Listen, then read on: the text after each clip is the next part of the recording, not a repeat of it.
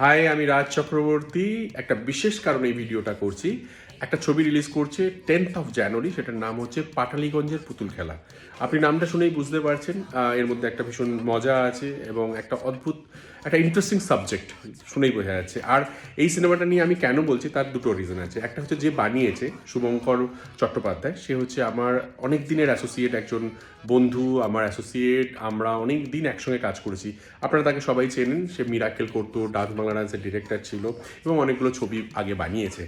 আর পাটালিগঞ্জের পুতুল খেলা যেহেতু এই ছবিটার নাম, সেহেতু আমার সঙ্গে এর একটা জার্নি, মানে আমার সঙ্গে এর একটা যোগ আছে আর কি। সেটা হচ্ছে আমি ইনিশিয়াল ডেজে যখন আমি থিয়েটার করতাম, কলকাতায় আসি, তখন আমার শুরুটা হয় কিন্তু একজন পাপেটারি হিসেবে, মানে আমি কিন্তু পুতুল খেলা দেখাতাম। আপনারা প্লিজ 10th of January 2025 এই ছবিটা রিলিজ করছে, আপনারা প্লিজ হলে গিয়ে ছবিটা দেখবেন, আপনাদের খুব ভালো লাগবে। আর শুভঙ্কর, তোমার পুরো টিমকে আমার তরফ থেকে অনেক অনেক অনেক শুভেচ্ছা।